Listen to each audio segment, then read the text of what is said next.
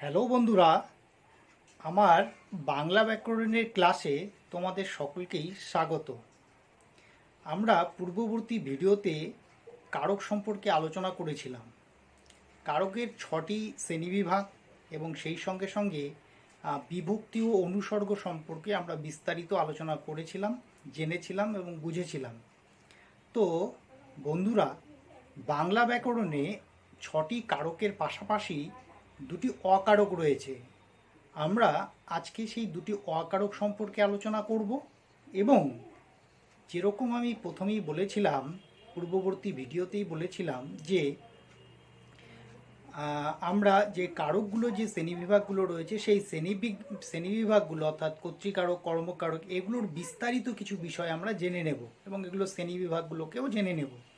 তো আজকের ক্লাসে আমি তোমাদের অকারক যে দুটো রয়েছে সেই অকারক দুটো সম্পর্কে আলোচনা করব এবং পাশাপাশি কারকের একটি শ্রেণীবিভাগ কর্তৃকারক, সেই কর্তৃকারকের বিস্তারিত শ্রেণীবিভাগগুলো নিয়ে আমরা আজকের ক্লাসটিকে পরিচালনা করব। তো বন্ধুরা, প্রথমেই অকারক সম্পর্কে দু চারটি কথা বলে রাখা প্রয়োজন। অকারক অর্থাৎ কারক নয় কিন্তু সম্পর্ক আছে। আমরা জানি কারক নয় কিন্তু সম্পর্ক আছে, অর্থাৎ অকারক কিভাবে হয় সেটা আমাদের বুঝে নেওয়া প্রয়োজন এবং সেই সঙ্গে সঙ্গে কেন সেটিকে অকারক বলা হয়েছে সেটাও আমাদের জানা খুবই প্রয়োজন। বন্ধুরা, তোমরা দেখবে আমাদের কিছু কিছু বাক্য আছে যেগুলোতে কি হয়, বিশেষ্য বাক্যের অন্তর্গত ক্রিয়াপদটির সঙ্গে অন্য বিশেষ্য বা সর্বনাম পদের কোনো সম্পর্ক থাকে না। কি সম্পর্ক থাকে? সেই বাক্যের অন্তর্গত বিশেষ্য বা সর্বনাম পদের অন্য আরেকটি বিশেষ্য বা সর্বনাম পদের সঙ্গে সম্পর্ক থাকে, সেক্ষেত্রে সেটাই অকারক হয়।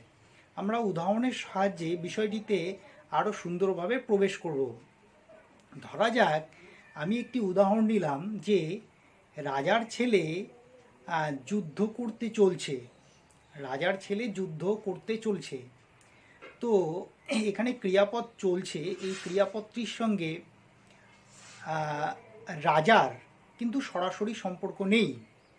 বলা যেতে পারে যে রাজার ছেলে যে কথাটি আমি বললাম, অর্থাৎ এই রাজার সঙ্গে বৈষ্ণব বিভক্তি যুক্ত হয়ে ছেলে, অর্থাৎ রাজার সঙ্গে যে সম্পর্ক আছে সেটা ক্রিয়াপদের সরাসরি সম্পর্ক নয়, সম্পর্কটি আছে আরেকটি বিশেষ্য পদের, সেকেই ছেলে।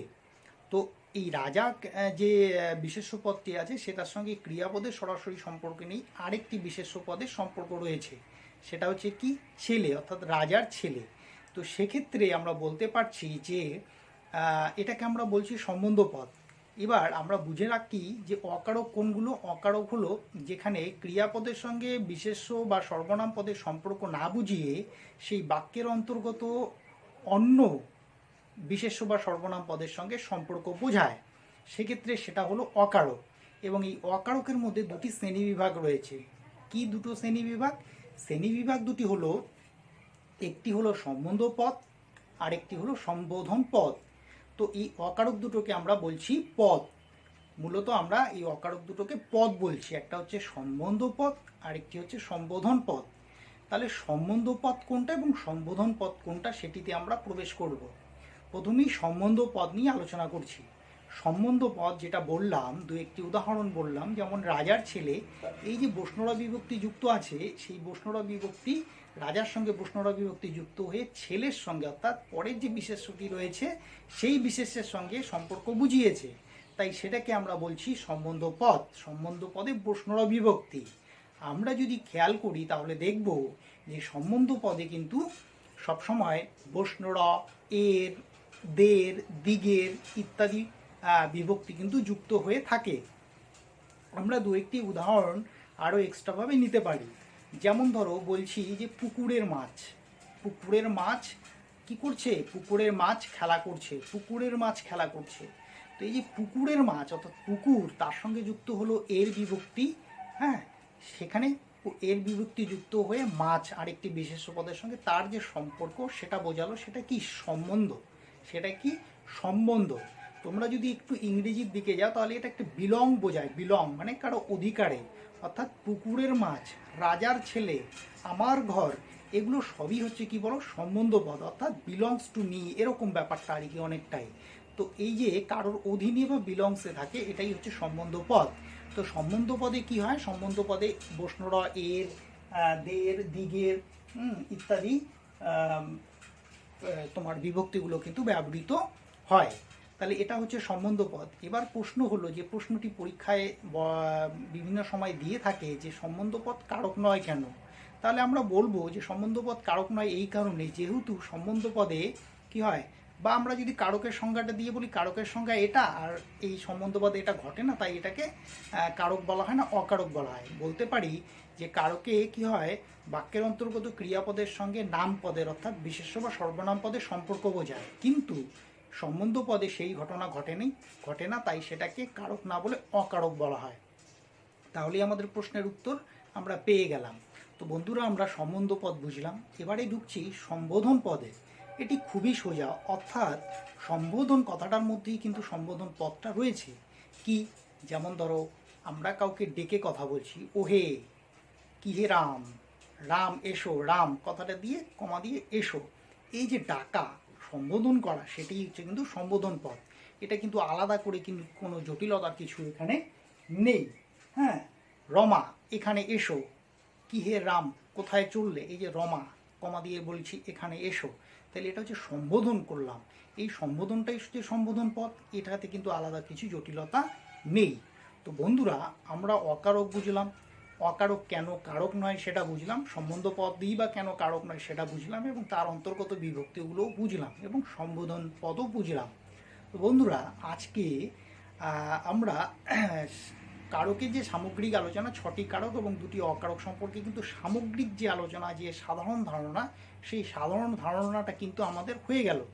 সেই সঙ্গে সঙ্গে এখন আমরা কিন্তু বিশ্লেষণের দিকে ঢুকবো, অর্থাৎ আরও বেশি আমরা কিন্তু ওটাকে আরও বেশি বিস্তারিতভাবে বুঝবো এবং শ্রেণীবিভাগগুলোকে বুঝবো। তাহলে আমাদের কি হবে, যে না সরাসরি কোথাও ক্রিয়াপদকে প্রশ্ন করে যখন কারক সম্পর্ক নির্ণয় করতে অসুবিধে হচ্ছে, সেক্ষেত্রে কিন্তু আমরা এই বিষয়গুলো, যে বিষয়গুলো আমরা আজকে 13টি বিষয় আলোচনা করবো এই কর্তৃকারকের অন্তর্গত 13টি বিভাগ, সেই সম্পর্কে কিন্তু আমাদের তাহলে কারক সম্পর্কটি নির্ণয় করতে কিন্তু খুবই সুবিধে হবে। তাহলে আমরা একে একে আমরা শুরু করছি, ঠিক আছে। তো সবসময় আমাদের কিন্তু যে কর্তৃকারকের অন্তর্গত যে শ্রেণীবিভাগগুলো রয়েছে, পরীক্ষায় যখন আমাদের দেয়া থাকে যে নিম্নরেখাঙ্কিত পদগুলোর কারক বিভক্তি নির্ণয় করো, তখন যে সবসময় সব বিভাগগুলো লিখতে হয় তা নয়, কিন্তু লিখে দিলে সেটা অবশ্যই সেটা পরীক্ষকের কাছে একটি ভালো বার্তা যাবে বলে আমার মনে হয় অন্তত পক্ষে। হ্যাঁ, আবার কখনো কখনো কি হয়, এই শ্রেণীবিভাগগুলো থেকে কিন্তু ডাইরেক্টভাবে প্রশ্ন করে বলে যে একটি উদাহরণ দাও। মাধ্যমিকে এরকম কিন্তু প্রশ্ন আসে। যেমন এবছরের পরীক্ষার প্রশ্নপত্রে দেখা গিয়েছিল যে প্রশ্ন এসেছিল যে একটি নিরপেক্ষ কর্তার উদাহরণ দাও। সেক্ষেত্রে হয়তো নিরপেক্ষ কর্তা যখন কোনো বাক্যে থাকতো, তুমি হয়তো কর্তা শুধু কর্তৃকারক দিয়ে বিভক্তি দিয়ে সেটাতে হয়তো ফুল নম্বর পেতে। হ্যাঁ, কিন্তু এক্ষেত্রে সেখানে হয়তো নিরপেক্ষ কর্তা না উল্লেখ করলেও চলতো, কিন্তু এক্ষেত্রে যেহেতু নিরপেক্ষ কর্তার উদাহরণ দিতে বলছে, তোমাকে কিন্তু একটা উদাহরণ দিতে হচ্ছে। তো যাই হোক, আমরা উদাহরণের সাহায্যে বিষয়গুলোকে আস্তে আস্তে বোঝার চেষ্টা করব। তো প্রথমেই আসছি উক্তকর্তা। উক্তকর্তা কি? উক্তকর্তা হলো উক্ত বা ঊর্ধ্বকর্তা, যেটাকে আমরা বলছি।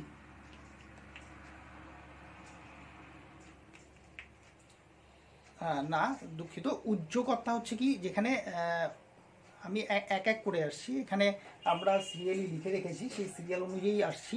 প্রথমে আসছি উজ্জ্বকর্তা।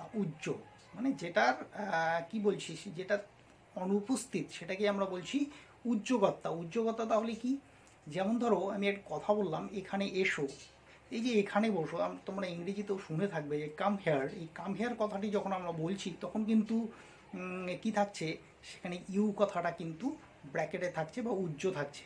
তো এই যে বাংলার ক্ষেত্রেও সেটা কিন্তু কোনো আলাদা কিছু বিষয় নয়। বাংলার ক্ষেত্রে উজ্জ্বকর্তা হচ্ছে, আমি যখন বাংলায় বলছি যে এখানে এসো, হ্যাঁ, বেঞ্চে দাঁড়াও, তো এই যে কথাগুলো, মানে বেঞ্চে দাঁড়াও মানে তুমি বেঞ্চে দাঁড়াও, ইউ। তো এই যে কর্তা, যেখানে কর্তা অনুপস্থিত থাকে কিন্তু আমাদের কর্তার সেন্সটা বোঝা যায় যে এখানে এই কর্তা রয়েছে, তখন সেটাকে আমরা বলছি উজ্জ্বকর্তা। চলো যাওয়া যাক, বা আমরা বলছি যে এখন চলি, এখন তাহলে চলি, সেটা আমি হতে পারে, আমি তাহলে এখন চলি। তো এরকম যখন আমাদের ওই বাক্যের যে গঠনটা দেখেই কিন্তু আমরা বুঝে যাব, বা তার সাউন্ড দেখেই বুঝে যাব, বা তার যেভাবে উচ্চারিত হচ্ছে সেভাবেই দেখেই বুঝে যাব যে ওখানে তুমি কর্তা আছে, না আমরা আছে, না আমি আছি, ইত্যাদি ইত্যাদি। তো সেক্ষেত্রে সেটাই হচ্ছে কি বলো, উদ্যোগতা।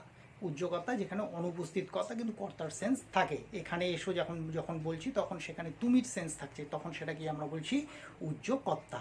বোঝা গেল বন্ধুরা? তো নেক্সট আসছি অনুক্তকর্তা।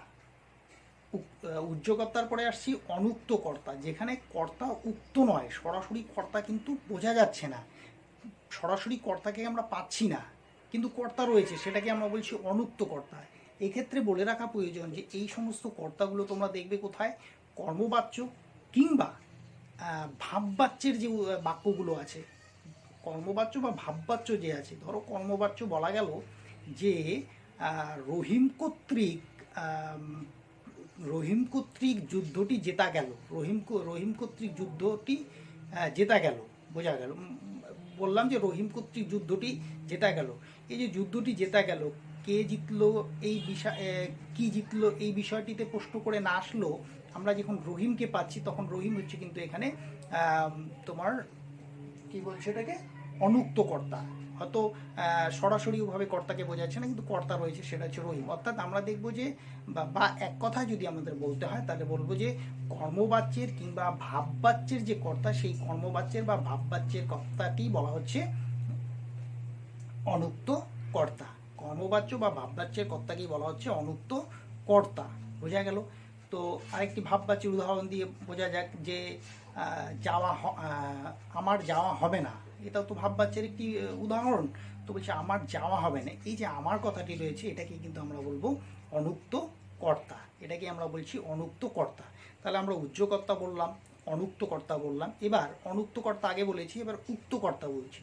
তাহলে উক্তকর্তা কোথায়? উক্তকর্তা খুবই সোজা বিষয়। কারণ কি, উক্তকর্তায় কি থাকে, বিভক্তি যখন যে কর্তায়, অর্থাৎ কোনো বাক্যের কর্তাতে যখন শূন্য বিভক্তি থাকে, কোনো বিভক্তি থাকে না, তখন সেটা সরাসরি কর্তা বলে বোঝাই যায়, তখন সেটাকে কিন্তু আমরা উক্তকর্তা বলি। যে আমরা একটি উদাহরণ নিচ্ছি, যেমন শেফালি খুব ভালো গান গায়। ঠিক আছে, তাহলে গান গায় হচ্ছে ক্রিয়াপদ আসলো, তাহলে কে গায়? শেফালি। তাহলে শেফালির সঙ্গে কিন্তু কোনো বিভক্তি যুক্ত হয়নি বা শূন্য বিভক্তি আছে, সেটা আলাদা প্রসঙ্গ।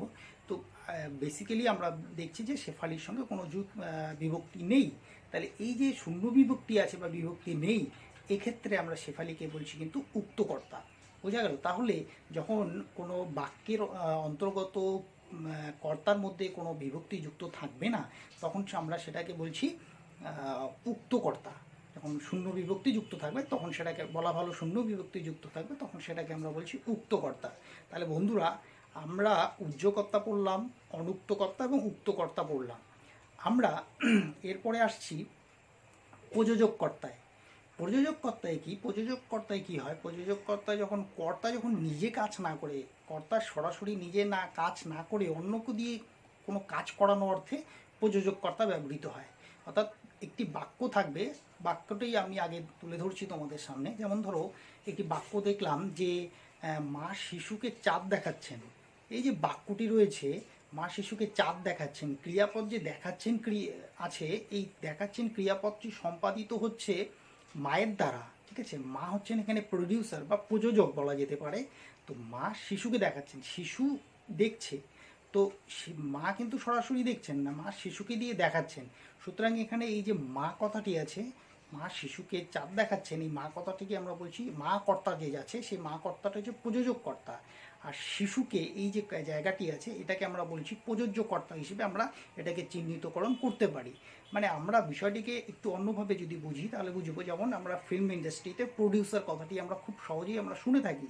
অর্থাৎ প্রডিউসার কিন্তু নিজে সিনেমা তৈরি করেন না, সিনেমা তৈরি করান, সেক্ষেত্রে তাকে প্রডিউসার বলা হচ্ছে। ঠিক একইভাবে এখানে প্রযোজক কথা হচ্ছে মা। মা নিজে সে চাঁদ দেখছেন কি দেখছেন না সেটা ডাজন্ট ম্যাটার করছে এখানে, কিন্তু এখানে যেটা আছে যে মা মা শিশুকে দিয়ে দেখাচ্ছেন, অর্থাৎ মা হচ্ছে এখানে প্রযোজক কর্তা, আর শিশুকে হচ্ছে এখানে প্রযোজ্য কর্তা। তো বোঝা গেল বন্ধুরা, এরকম আরও অনেক উদাহরণ থাকতে পারে। ঠিক আছে, এই জাতীয় উদাহরণ, মা শিশুকে দুধ খাওয়াচ্ছেন ইত্যাদি ইত্যাদি বিভিন্ন ধরনের উদাহরণ হতে পারে। বা শিক্ষক মহাশয়, হ্যাঁ, শিক্ষক মহাশয় শেফালিকে দিয়ে গান গাওয়াচ্ছেন, এরকম হতে পারে। নিজে কাজ না করে অন্যকে দিয়ে কাজ করানো হতে প্রযোজক করতে হয়। তো 4টি উদাহরণ আমরা দেখলাম। এরপরে আসছি সহযোগী কর্তা। অর্থাৎ আমরা দেখব যে যখন কোনো ক্রিয়াপদে দুটো কর্তা থাকে এবং তাদের মধ্যে একটা সহযোগী পারস্পরিক বোঝাপড়া থাকে। একটি বাক্যের অন্তর্গত ক্রিয়াপদের মধ্যে দুটো কর্তা আছে, ক্রিয়াপদের সঙ্গে সম্পর্কিত দুটো কর্তা আছে, এবং সেই দুটো কর্তার মধ্যে কি আছে, একটা পারস্পরিক সহযোগ আছে, সহযোগিতার ভাব আছে, তখন সেটাকে আমরা বলছি সহযোগী কর্তা। কীরকম উদাহরণ? একটি উদাহরণ আমরা খুব সহজেই বুঝতে পারি। বাঘে গরুতে এক ঘাটে জল খায়। এই যে জল খাওয়ার কাজটা একটা পারস্পরিক বোঝাপড়ার মধ্যে হচ্ছে বাঘে আর গরুতে, ঠিক আছে। তো যদিও এটা অসম্ভব কল্পনা, ঠিক আছে, মানে এটা অ্যাকচুয়ালি অন্যভাবে ব্যবহৃত হয় যে মহিষাসুর বাবুর গ্রামে এত তার যে প্রতাপ প্রতিপত্তি যে তার কথায় বাঘে গরুতে এক ঘাটে জল খায়। তো এই যে বাঘে গরুতে এক ঘাটে জল খাই কথাটা যে বললাম, এই বাঘে গরুতে হচ্ছে কি দুটো কর্তা তারা সহযোগ, নিজেদের মধ্যে সহযোগী করছে, সহযোগ করছে, তাহলে সেটাকে আমরা বলছি সহযোগী কর্তা। বোঝা গেল? এটা গেল সহযোগী কর্তা। আরেকটিতে আসছি, সেটা কি? ব্যতিহার কর্তা। ব্যতিহারী কর্তাতে কি হচ্ছে, ব্যতিহার কর্তাতে সবসময় তোমার কি হচ্ছে, তাদের মধ্যে একটা মানে বিপক্ষতা বোঝাচ্ছে। রাজায় রাজায় যুদ্ধ হয়, অর্থাৎ দুটো কর্তা আছে এখানে, কিন্তু তাদের প্রতিপক্ষ বোঝাচ্ছে। অর্থাৎ ব্যতিহার কর্তায় কী হচ্ছে, সহযোগিতার উল্টো ভাবটা, অর্থাৎ প্রতিপক্ষতা বোঝাবে, তখন সেটাকে আমরা বলছি কিন্তু ব্যতিহার কর্তা। তো বোঝা গেল বন্ধুরা ব্যতিহার কর্তা কী জিনিস। এবারে আমরা আরও কিছু কর্তার উদাহরণ বা কর্তৃর উদাহরণ আমরা আসবো। সেটার মধ্যে যেমন আসছে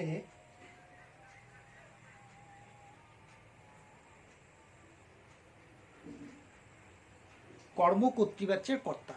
এবারে আসছি কর্মকর্তৃবাচ্যের কর্তা। অর্থাৎ বাক্যে যখন কর্তা অনুপস্থিত থাকে এবং সেক্ষেত্রে বাক্যের যে কর্মটি থাকে সেই কর্মই কি করে, কর্মই তোমার ওই ক্রিয়ার ভূমিকা, দুঃখিত, কর্মই কি করে, কর্তার ভূমিকাটি পালন করে। বাক্যে কী হয়, বাক্যে যখন ডাইরেক্টভাবে আমাদের কর্তাটিকে পাচ্ছি না, তখন দেখা যাচ্ছে যে কর্ম যে আছে, কর্মপদটি কর্তার ভূমিকা পালন করে, কর্মপদটি কর্তার ভূমিকা পালন করে, তখন সেটাকে আমরা বলছি কি কর্মকর্তৃবাচ্যের কর্তা। তখন সেটাকে আমরা কি বলি, কর্মকর্তৃবাচ্যের কর্তা। যেমন ধরো ঘুড়ি ওড়ে। ঘুড়ি তো আমরা জানি একটা অবজেক্ট, তাই না, একটা উপাদান বা বস্তু, অবজেক্ট। ঘুড়ি ওড়ে, কিন্তু ওড়ার কাজটা, ঘুড়িটাকে আমরা সাধারণত কর্ম হিসেবে বুঝে থাকি, কিন্তু ওড়ার কাজটা যেহেতু ঘুড়ি করছে, ঠিক আছে, তাই সেটাকে আমরা বলছি কর্মকর্তৃবাচ্যের কর্তা। ঠিক আছে। বায়ু বহিতেছে, এই যে বায়ুটাকে আমরা হয়তো অনেক সময় কর্ম হিসেবে আমরাকে দেখি, কিন্তু যখন এই ওড়ার কাজটা বা বহিতেছে বা বইছে, এই বইছের কাজটা কে করলো, বায়ু করলো, সেক্ষেত্রে কিন্তু আমরা বায়ুটাকে আমরা কর্মকর্তৃবাচ্যের কর্তা হিসেবে ধরে নেব আর কি। তাহলে কর্মকর্তৃবাচ্যের কর্তা উদাহরণ আমরা পেয়ে গেলাম। এবার হচ্ছে সাধনকর্তা। অর্থাৎ কোনো বাক্যের মধ্যে দেখবো যে একটি উপকরণ কর্তার কাজ করছে। উপকরণ মানে উপাদান বা কোনো বস্তু, ঠিক আছে, যে কি করছে, কর্তার কাজ করছে বা কাজ করছে বোঝাচ্ছে। যেমন ধরো ঢেকি, তোমরা শুনে থাকবে যে ঢেকি একটা কিছু উপকরণ বা উপাদান আমরা বলতে পারি। হ্যাঁ, যে ঢেকির একটি একটি যন্ত্র বিশেষ, তাই তো ঢেকি। তো আমি বলছি যে এটার একটা বাক্য করতে গিয়ে বলছি যে হ্যাঁ, ঢেকি স্বর্গে গেলেও ধান ভানে। এই যে কথাটা বলছি, ধান ভানার কাছে ঢেকি করছে, স্বর্গে গেল, অর্থাৎ ঢেকি এখানে কি একটি উপকরণ বিশেষ। সেই উপকরণ বিশেষ যখন কাজ করছে, অর্থাৎ কাজ যেই করবে, যে ডুইং, অর্থাৎ ডুয়ার যে, সেই হচ্ছে কর্তা। অর্থাৎ ঢেকি উপকরণ, তা সত্ত্বেও সে কিন্তু কর্তা। তাহলে সেটাকে আমরা বলছি সাধন কর্তা। তারপরে আসছে বাক্যাংশের কর্তা। অর্থাৎ বাক্যাংশের কর্তা কীরকম হবে, বাক্যাংশের কর্তা হবে কোনো একটি বাক্যের অংশ যখন কর্তা হিসেবে বোঝাবে, বাক্যের কোনো একটি অংশ যখন কর্তা হিসেবে বোঝাবে, তখন সেটাকে আমরা বলছি বাক্যাংশীয় কর্তা। কীরকম, যেমন সৎভাবে জীবনযাপন অসম্ভব নয়। এই যে সৎভাবে জীবনযাপন এই কথাটি রয়েছে, এই কথাটির মধ্যে কি আছে, এই কথাটি হচ্ছে সৎভাবে জীবনযাপন অসম্ভব নয়, অসম্ভব নয় যে ক্রিয়াপদটি আছে তার কর্তা হিসেবে এই যে বাক্যাংশটি আছে সৎভাবে জীবনযাপন, সেটি কিন্তু একটি কর্তা হিসেবে এখানে বোঝালো। তাই সেক্ষেত্রে আমরা এটাকে বলছি বাক্যাংশীয় কর্তা। আরও কর্তা রয়েছে কি উপবাক্যীয় কর্তা। উপবাক্যীয় কর্তা কি? উপবাক্যীয় কর্তা হলো যখন এটাকে আমরা ইংরেজিতে যখন ক্লজ পড়ি, সেই ক্লজের এই একটি বিষয় আর কি, ইংরেজিতে সেটাকে ক্লজ বলছি, বাংলায় বলছি উপবাক্য। কোনো উপবাক্য যখন আমাদের কি হচ্ছে, কোনো উপবাক্য যখন কোনো ক্রিয়ার কর্তা হিসেবে বোঝাচ্ছে, তখন সেটাকে বলছি উপবাক্যীয় কর্তা। যেমন উদাহরণ হিসেবে বলা যায় যে তিনি এইভাবে চলে যাবেন, এটা ভাবা যায়নি। তিনি এভাবে চলে যাবেন, এটা ভাবা যায়নি। এই যে এটা ভাবা যায়নি, ঠিক আছে, এটা ভাবা যায়নি, এটি সমাপিকা ক্রিয়াযুক্ত একটি বাক্য। মানে ওই বলতে গেলে তোমাদের যেটা আমরা ক্লসে করি যে তোমার সাবঅর্ডিনেট ক্লজ, প্রিন্সিপাল ক্লজ, এরকম ব্যাপারটা আর কি। তো এখানে অখণ্ড বাক্যাংশ যেটা আছে, যে তিনি এভাবে চলে যাবেন, এটা হচ্ছে একটা কর্তা হিসেবে এখানে বোঝালো। তিনি এভাবে চলে যাবেন, এটা ভাবা যায়নি। এই যে এটা ভাবা যায়নি, এখানে কি ক্রিয়াপদ আছে, মানে সমাপিকা ক্রিয়াপদ আছে। তো সমাপিকা ক্রিয়াপদে কি, সমাপিকা ক্রিয়াপদে ওখানে তোমার যখন সমাপিকা ক্রিয়াপদটা সম্পন্ন হচ্ছে একটা কর্তাকে বেস করে, সেই কর্তাটা কি তিনি এভাবে চলে যাবেন, তখন এই তিনি এভাবে চলে যাবেন যে উপবাক্যটি আছে, অর্থাৎ সাবঅর্ডিনেট ক্লজটি আছে, সেই সাবঅর্ডিনেট ক্লজটিকে আমরা বলছি কিন্তু কি, যে উপবাক্যাংশীয় কর্তা বা উপবাক্যীয় কর্তা। আমরা এটাকে বলছি উপবাক্যীয় কর্তা।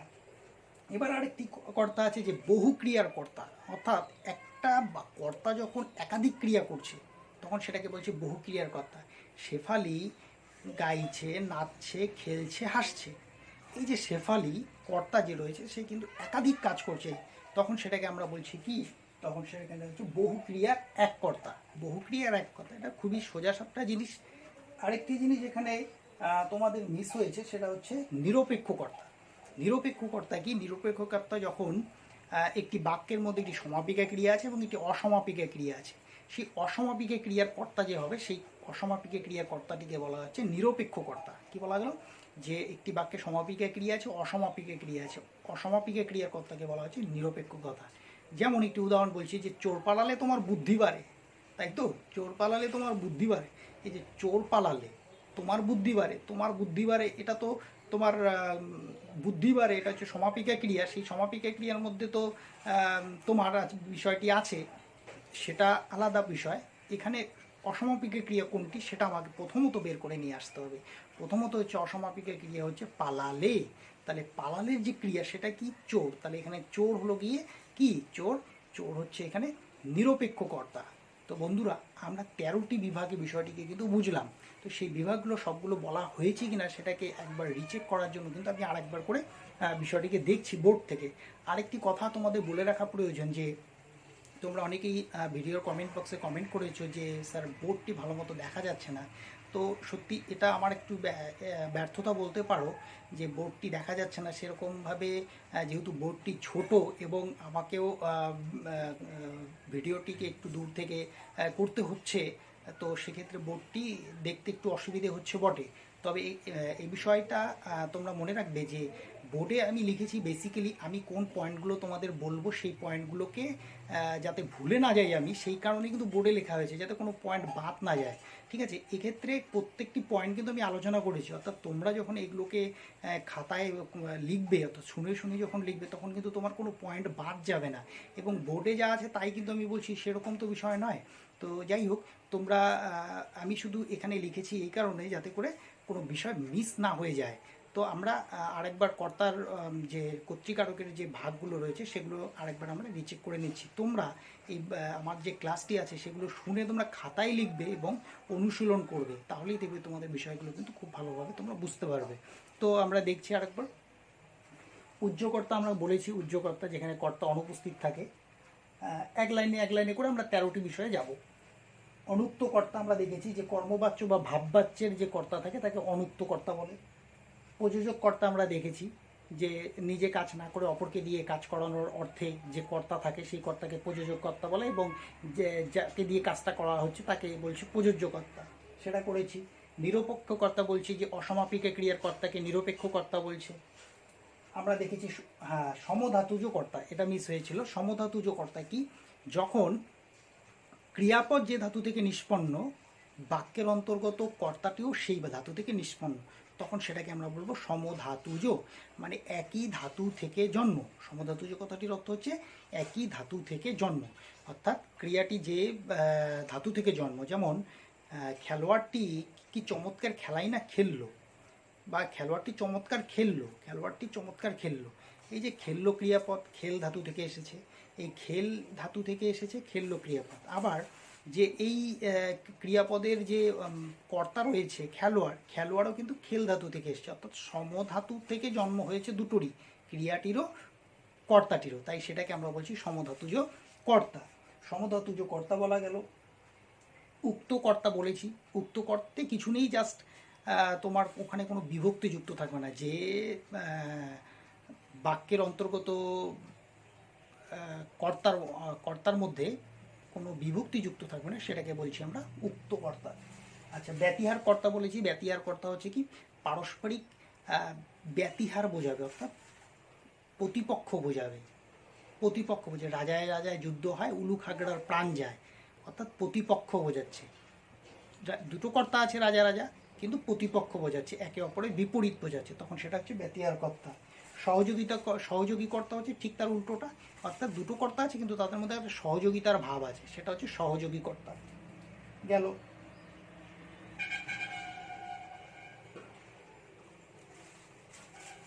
আচ্ছা, 9 নম্বর হচ্ছে বাক্যাংশের কর্তা বলেছি। কোনো একটি বাক্যাংশ যখন কর্তা হচ্ছে তখন সেটাকে বলছে বাক্যাংশীয় কর্তা, ঠিক আছে।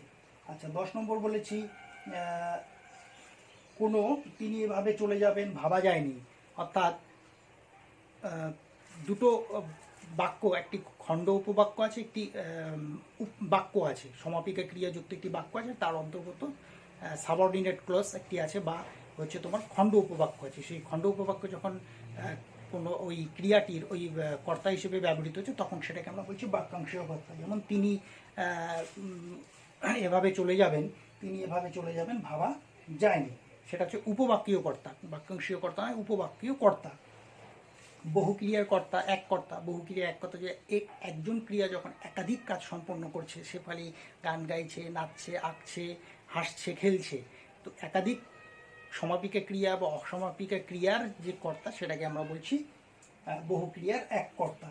এরপরে আসছে বাক্যে কর্তার অনুপস্থিত কর্মই যখন কর্তারূপে আচরণ করে, অর্থাৎ বাক্যের মধ্যে কর্তা অনুপস্থিত কিন্তু কর্মটি যে আছে কর্মটি হয়তো কি করছে, কাজ করছে, তখন সেটাকে আমরা বলছি কি, তখন সেটাকে আমরা বলছি কর্মকর্তৃবাচ্যের কর্তা। যেমন বায়ু ওড়ে, বাজনা বাজে, এরকম আমরা বলতে পারছি যে বায়ু ওড়ে, বাজনা বাজে, এই সমস্ত ক্ষেত্রে আমরা বলছি বাক্যের কর্মকর্তৃবাচ্যের কর্তা। ঘুড়ি ওড়ে ইত্যাদি।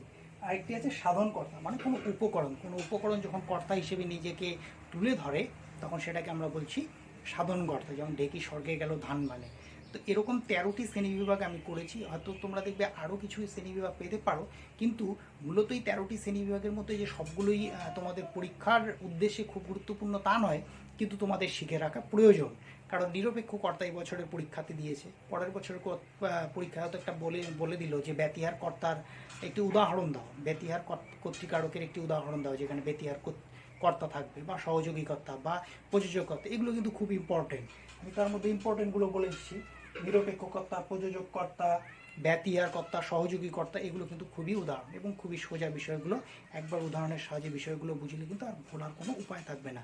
সুতরাং বন্ধুরা, আমরা কর্তৃকারকের বিভিন্ন শ্রেণীবিভাগগুলো সম্পর্কে বুঝলাম। আজকের ক্লাসে কিন্তু আমরা কর্তৃকারকের যে শ্রেণীবিভাগগুলো সম্পর্কে জানলাম, সেগুলো কিন্তু তোমার সংজ্ঞা হিসেবে জানলাম, যে কোনটা ব্যতিহার কর্তা, কোনটা সহযোগী কর্তা।